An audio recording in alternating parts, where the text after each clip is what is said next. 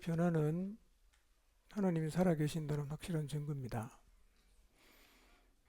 게임 중독 잘 안 끊어집니다. 잔소리로 끊어지겠습니까? 설득시키면 끊어지겠습니까? 우리 대개 죄 짓는 것은요, 몰라서 죄 짓는 경우는 거의 없습니다. 아는데 안 돼요. 예수님 믿고, 게임하는 사람은 원래 눈에 보이는 게 없거든요. 아이가 굶어도 신경 안 쓰고, 집이 더러워도 신경 안 쓰고, 그냥 게임만 한단 말이에요. 제가 목자를 통해서 형제의 변화를 들으면서 제가 소름이 끼칩니다. 와. 저는 형제를 통해서 여전히 우리 안에 하나님 일하심이 있다는 걸 다시 한번 확인할 수 있었어요. 예. 근데 순수하면 신앙이 잘 자랍니다. 복잡하면 복잡합니다. 예. 복잡하면 복잡해요. 그냥 하나님 말씀하셨어요. 나는 받아들였어요. 그냥 가는 거야. 그럼 돼요. 왜 가야 되냐? 꼭 가야 되냐? 다른 데는 안 그랬는데 너는 왜 그러냐? 이러면 힘듭니다, 여러분. 여러분, 하나님 앞에서 단순하게 하나님 말씀이 받아들여지면 순종하시기 바랍니다. 그게 최고 복이에요.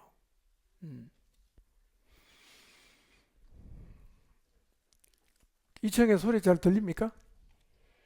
예. 지난번 수련회 때는 안 들린다고 해서 이거 어떻게 해야 되나 그랬는데 제가 피드백을 받아보니까 어느 자리에도 다 잘 들린다고 하는데 맞습니까? 예. 감사합니다. 예.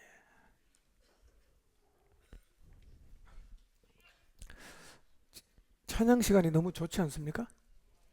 그죠? 찬양 시간에 진짜 하나님의 은혜가 정말 넘치는 것 같아요. 예.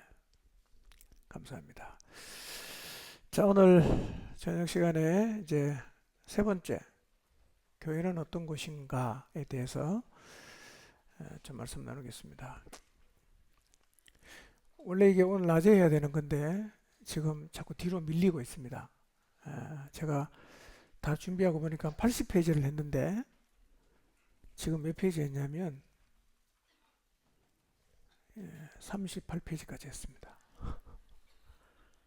되는 데까지 하겠습니다.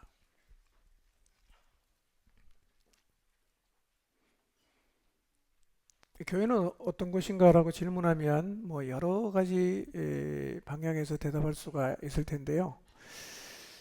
오늘 제가 여러분에게 나눌 주제는 뭐냐면 이런 관점이에요. 교회는 나누어진 인류를 하나로 담는 곳이에요. 나누어진 인류를 하나로 담는 곳.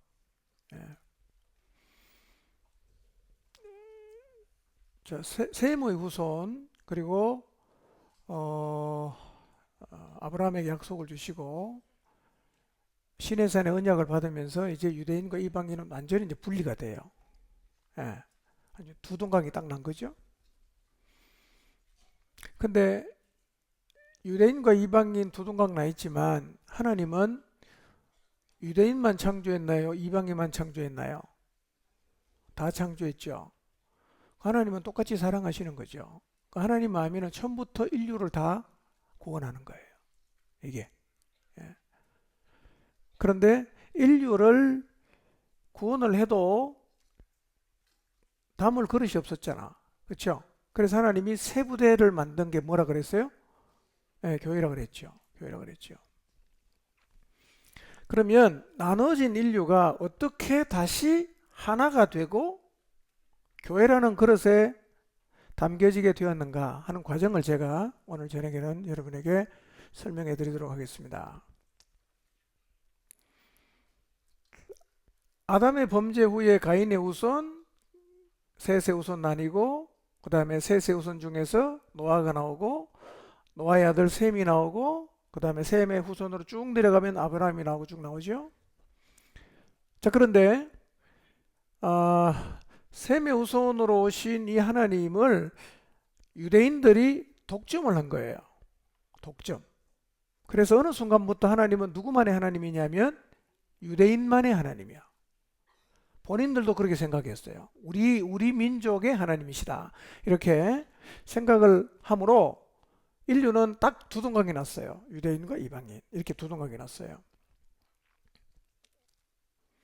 그래서 예수님이 오시기 전까지 에베소 교회 교인이나 우리도 포함됩니다. 우리의 위치는 이러했어요. 에베소서 2장 11절 12절 한번 읽어보겠습니다. 우리 위치입니다. 이게요. 자, 읽습니다. 시작.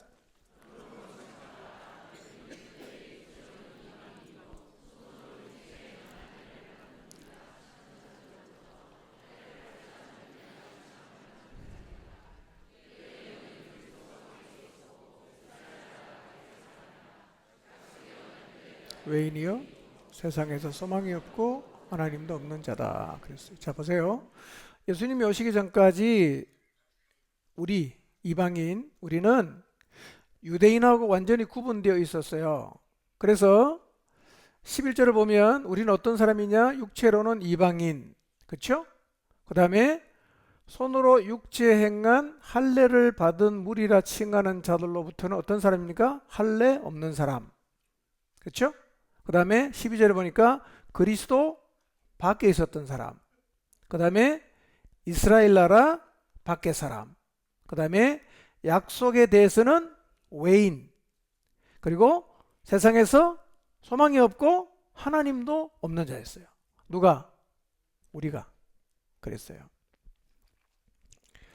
특히요, 할례가 없다는 의미는 우리가 생각하는 것 이상입니다.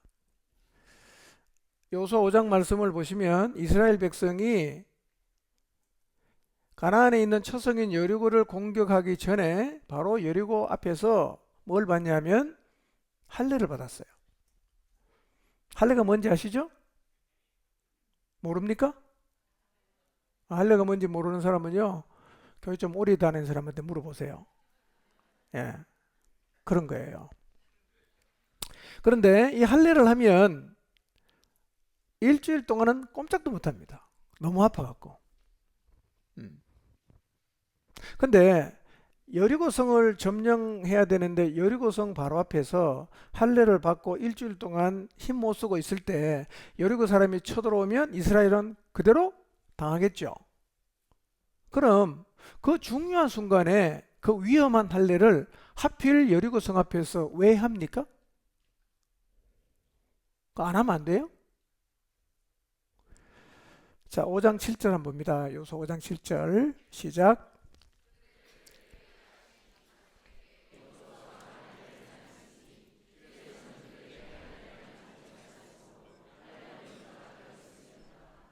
자, 여호수아가 할례를 행한 이유를 성경은 뭐라고 말하냐면 이스라엘이 할례 없는 자가 됐다는 거예요. 그럼 할례 없는 자가 됐다는 의미가 뭐죠? 자, 하나님이 아브라함에게 언약을 맺어요.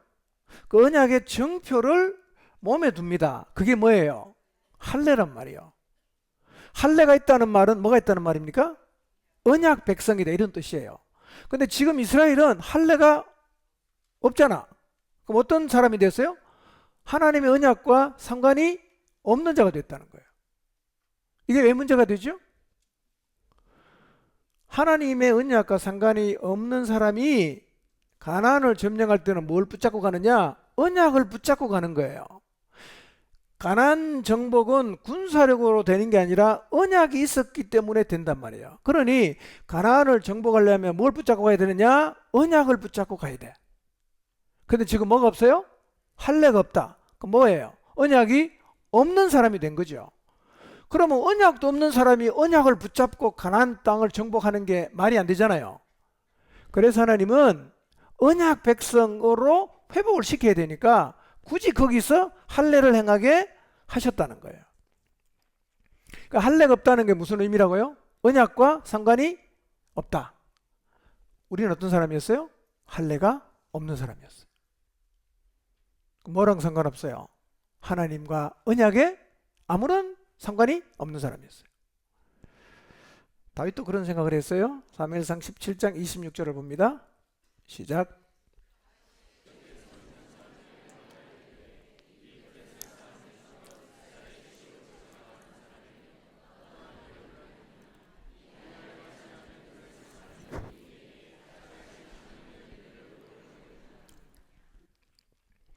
예수님 오시기 전 사람인 다윗은 지금 뭐를 경멸합니까?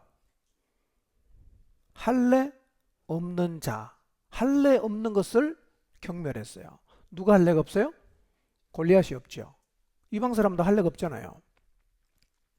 유대인은요, 하나님이 그들을 부르신 이유는 그들을 통해서 천한 만민이 복을 받게 하는 제사장 나라의 역할을 준 건데, 자기들만 하나님에게 선택을 받았다고 생각하고 이방인을 차별하고 소외시켰죠. 자, 그런데요, 이 유대인이 짐승 취급하고 인간 취급을 안 했던 이 이방인이 누구랑 지금 공동상속자가 됩니까?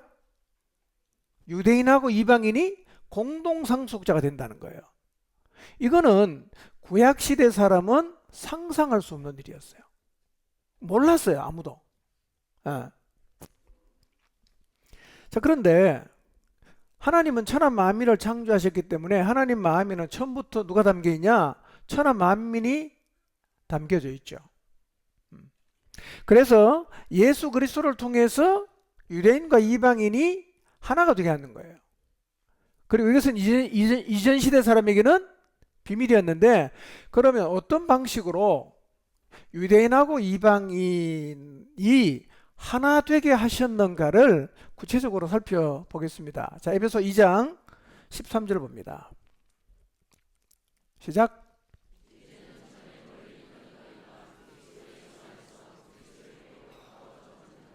자, 전에 멀리 있던 너희가 누굴까요?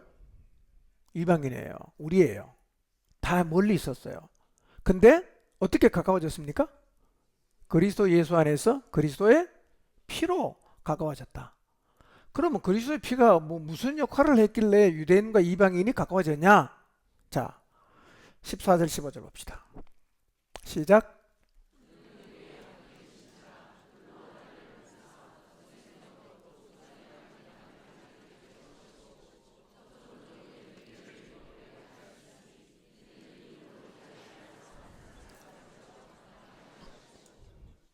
(14절을) 보십시오.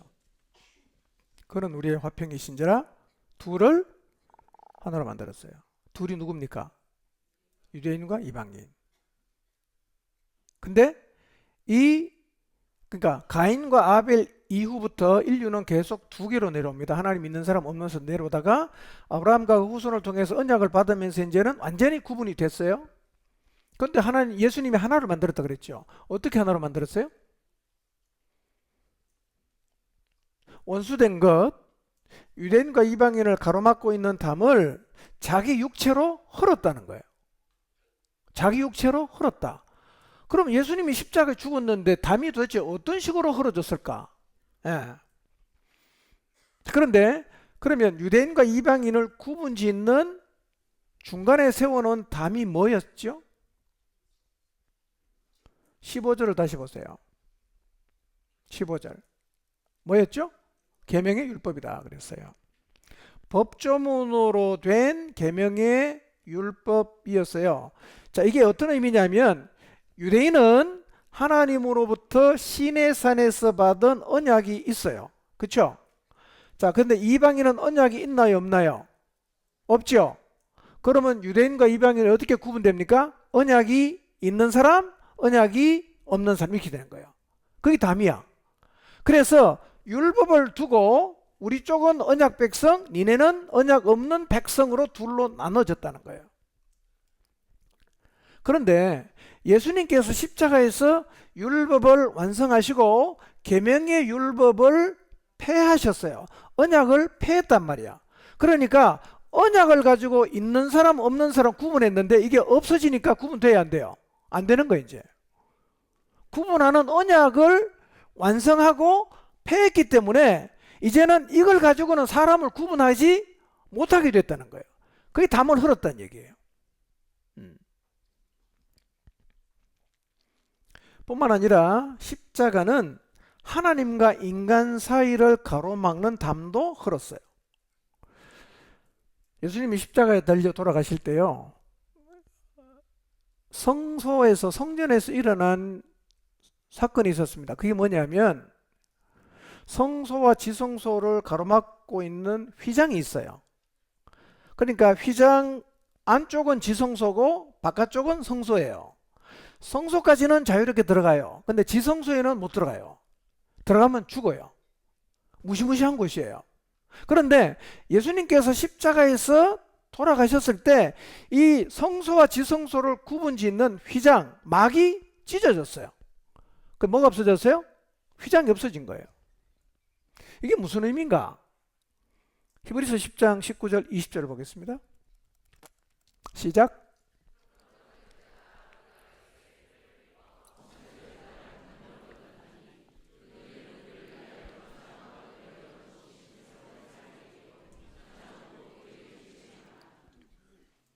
십자가에서 주님이 운명하셨을 때 휘장이 찢어졌다는 의미는 하나님과 사람 사이를 가로막던 담이 무너져서 뭐가 생겼냐? 길이 생겼다는 거예요. 무슨 길? 하나님께로 나가는 길, 지성소로 가는 길.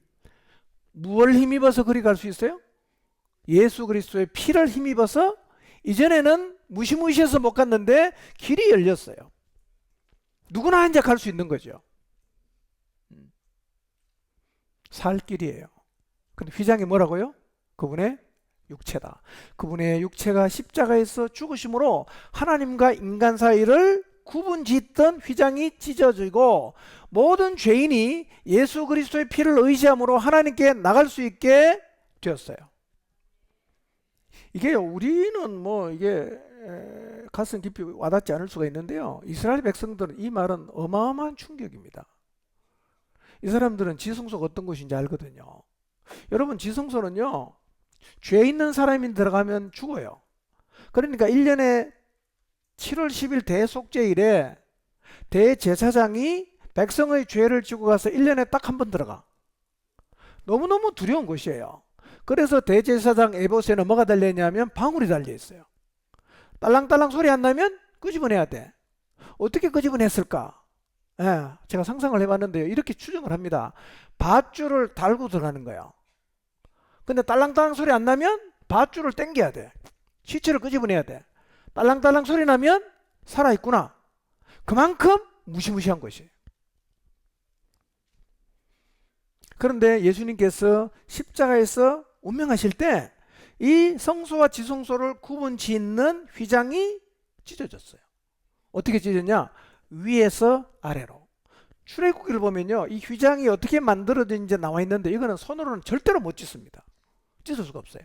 몇 겹으로 되어 있거든요. 마태복음 27장 51절 한번 볼까요? 시작.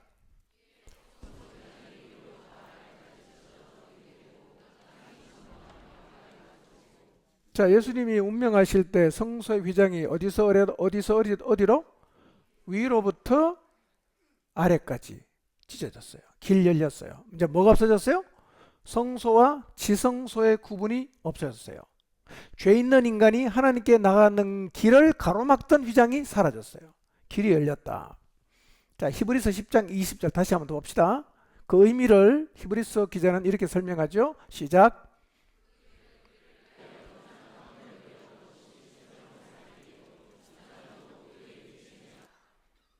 예수님의 육체의 죽음으로 말미암아 휘장 가운데로 새로운 길이 열렸다. 이것은 유대인 이방인 구분 없이 모든 인간이 하나님에게 나갈 수 있는 길이 열렸다는 거예요. 지금 제가 무슨 얘기하는지 큰 그림 가지고 이 말씀을 드려야 됩니다. 제가 지금 무슨 얘기하죠?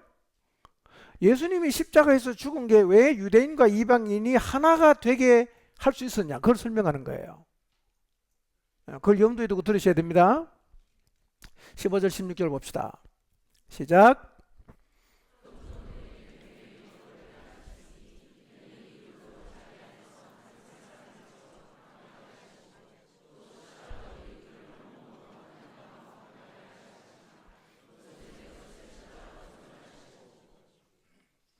십사 절에 중간에 막힌 원수된 담이 있었어요. 15절에 그 담이 뭐라고요? 법조문으로 된 계명의 율법이었어요. 그런데 예수님께서 율법을 완성하시고 어떻게 했다고요? 폐했죠. 폐했어요. 율법을 폐했다는 게 무슨 의미일까요? 율법을 폐했다. 여러분, 율법은 크게 두 가지로 구분합니다. 하나는 도덕법이에요. 그 다음 또 하나는 의식상의 법이에요. 그러면 성경이 지금 예수님의 십자가를 통해서 율법을 폐했다고 말할 때는 뭐냐면 의식법이에요. 구체적으로 말씀드리면 희생제사, 그 다음에 식사에 관한 규례, 제의적인 정결, 뭐 만지면 부정하고 뭐 그런 거 있죠? 그런 것들이에요.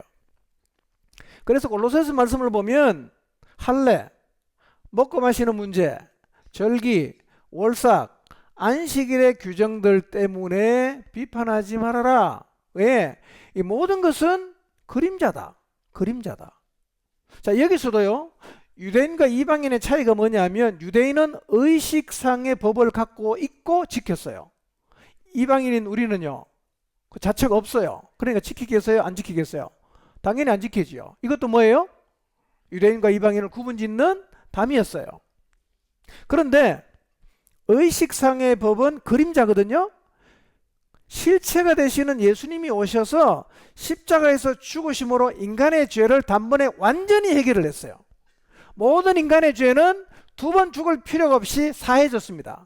그러다 보니까 그림자인 유대인들이 지키고 있던 의식상의 법들은 다 어떻게 되는 거예요? 폐해지는 거예요. 이 법이 폐해지니까 이 의식상의 법을 갖고 있지 않던 이방인이나 그걸 갖고 있던 유대인이나 구분 지을 게 없어진 거예요.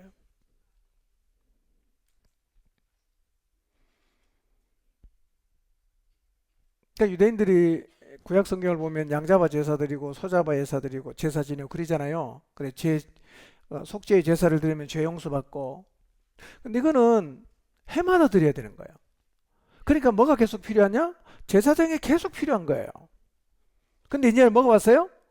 인간의 죄를 사하는 실체가 왔단 말이에요. 하나님이 자기 아들을 대속의 제물이 되게 하시고 십자가에서 죽으심으로 단번에 인간의 모든 죄가 해결되었기 때문에 뭐는 필요 없어요?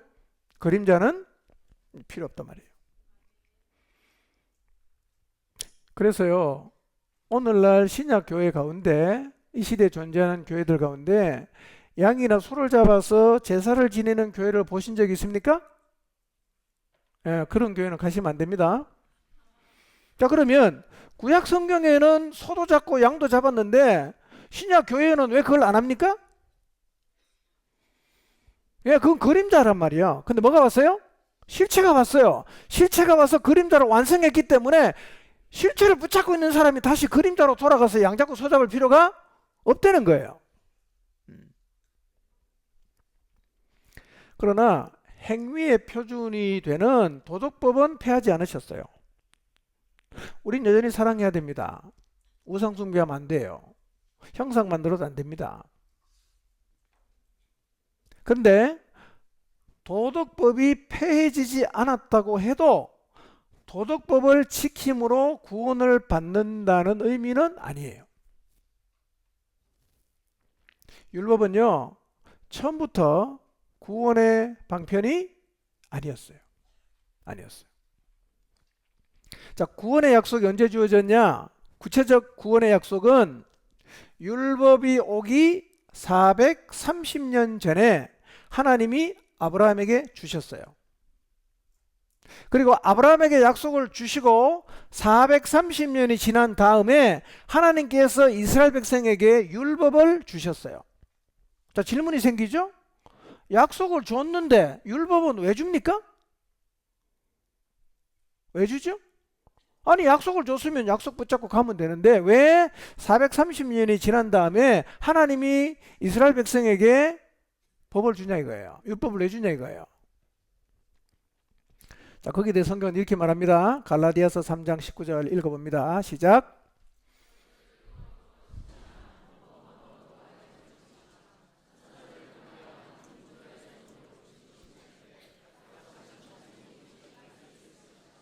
예. 왜 율법을 줬다고요? 범법함으로 더하여진 것이다 이렇게 말해요. 범법함으로. 죄를 지으면서 그게 죄인 줄도 모르고 계속 죄를 지으니까 하나님이 이거는 죄야라는 기준을 줬단 말이에요. 그게 뭐예요? 그게 율법이라는 거예요. 자, 갈라디아서 3장 15절에서 17절 봅니다. 시작.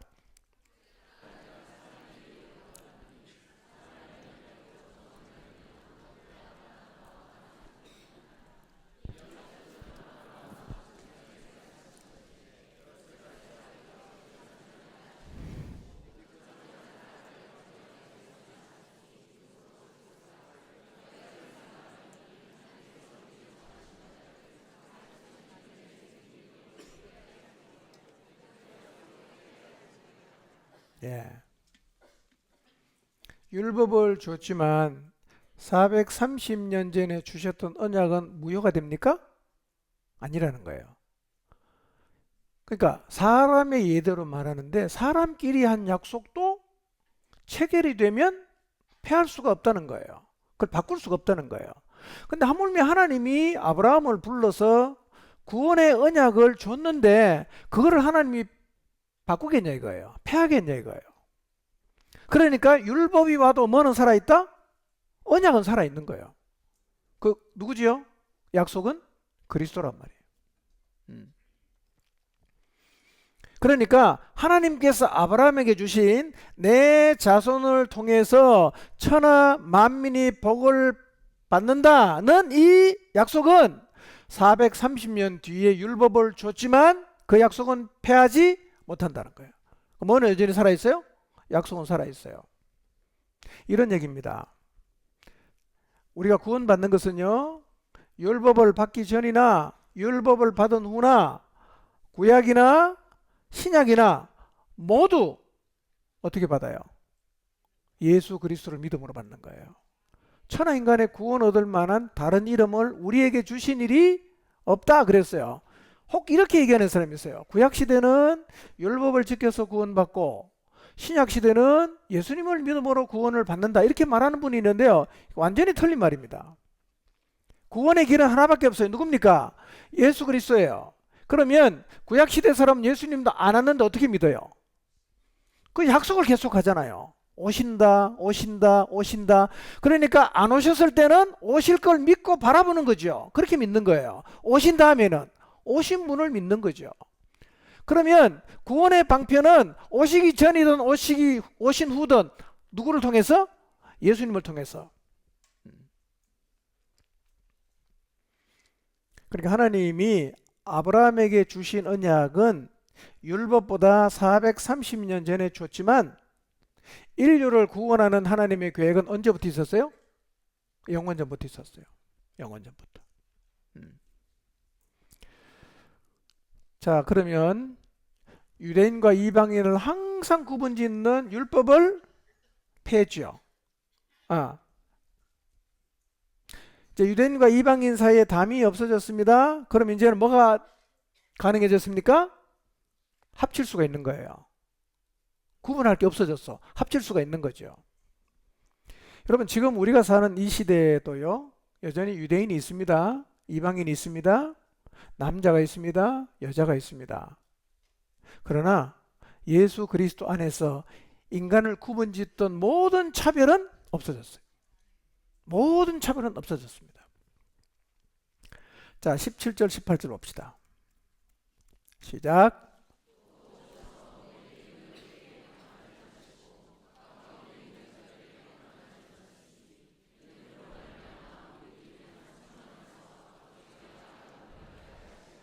자, 잘 보세요. 또 오셔서 먼데 있는 너희에게 평안을 전했어요. 먼데 있는 사람 누굴까요? 먼데 있는 사람? 우리예요. 이방인. 멀리 있었잖아요. 그 다음에 가까운 데 있는 자들에게 평안을 전했다. 누굽니까? 유대인이에요. 예수님은 오셔서 멀리 있는 이방인에게도 평안을 전하시고 가까이 있는 유대인에게도 평안을 전하셨는데 왜 그렇게 했냐? 18절에 보니까 그로 말미암아 둘이잖아. 누구예요? 유대인과 이방인이 한 성령 안에서 아버지께로 나아감을 얻게 하기 위해서 이렇게 말하는 거예요. 그냥 그대로예요. 둘이 누굽니까? 유대인 이방인 둘이 어디 안에서? 한 성령 안에서 하나님께로 나가게 하기 위함이다, 이렇게 말을 했는데, 이 모든 일이 어디에서 일어났어요? 십자가에서 일어났다니까. 예수 그리스도께서 십자가에서 죽으심으로 절대로 하나가 될 수 없어 보였던 모든 차별을 철폐하시고 담을 무너뜨리시고 이방인과 유대인을 그 어떤 것으로도 구분할 수 없게 만들었어요. 둘이 이제 어떻게 된다? 둘이 하나가 돼요.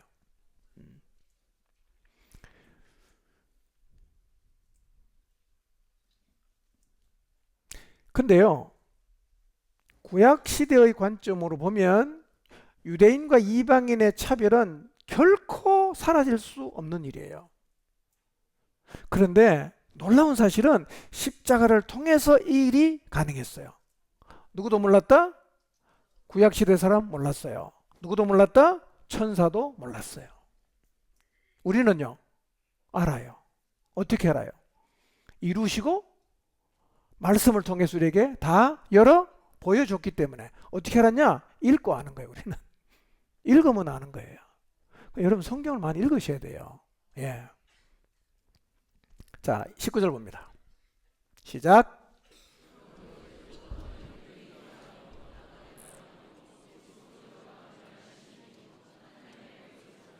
예.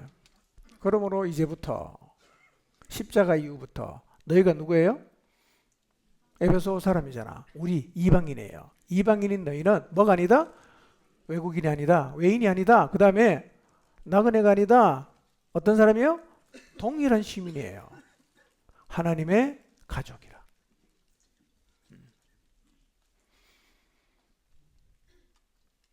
이렇게 온 세상이 하나 될 수 있는 길을 다 만드십니다. 그 다음에 하나 된 인류를 담을 그릇인 뭐가 시작됩니까? 교회가 시작되는 거예요. 잘 생각해 보세요. 교회는 뭘 담는 것입니까? 하나님이 모든 차별을 철폐한 인류를 다 담는 것이에요. 그래서 교회는요, 태생적으로 사람을 차별하지 않는 것이어야 됩니다. 원래 교회가 그런 것이에요. 교회는 사람을 차별하거나 소외시키지 않는 곳이어야 합니다. 그게 원래 교회입니다. 자, 이 말씀을 배경으로 에베소 3장 6절을 한번 읽어보겠습니다. 자, 시작.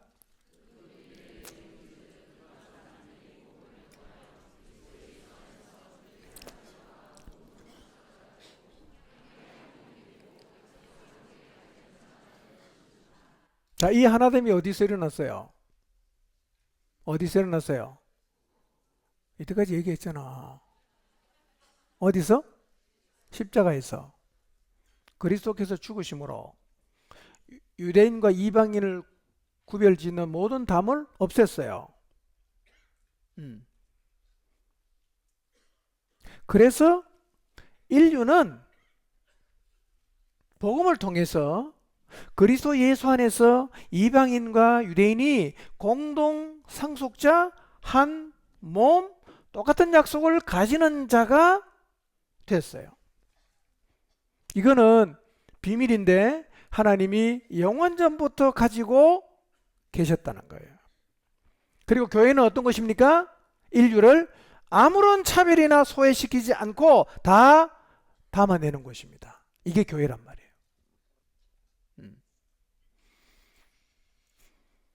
자, 우리 교회에 적용해야 될 메시지입니다. 예수 그리스도께서 오셔서 인간이 인간을 소외시키고 인간이 인간을 차별하는 문제를 해결하셨어요. 그래서 교회는 어떤 사람도 소외시키거나 차별하지 않아야 합니다. 그게 원래 교회의 모습이에요. 십자가에서 사람들로부터 소외당하고 받는 차별을 없애주신 그 예수 그리스도의 은혜를 입은 사람들이 모인 데가 어딥니까? 포항중앙침례교회입니다. 그런데 이 포항중앙침례교회에서 또다시 소외시키고 차별시키는 일이 발생하면 되나요, 안 되나요? 그거는 우리도 이방인이잖아요. 우리 다 소외됐던 사람이에요. 하나님께 갈 수가 없는 사람이었어요. 그런데 십자가를 통해 갈 수 있게 하셨어요. 그런데 그런 우리가 모여서 또 다시 사람을 차별하고 소외시킨다면 우리가 이 자리에 어떻게 오게 되었는지를 우리가 까먹는 거예요. 결국 우리가 언제 걸 몰라요? 올챙이 시절을 모르는 거란 말이에요. 우리 그렇게 차별받던 사람이야. 하나님께 도저히 못 가는 사람이야. 그런데 예수님이 십자가를 통해서 가게 만들었어요. 그렇게 모인 우리가 또 차별하면 되냐는 거예요. 안 되겠죠? 안 돼요, 여러분.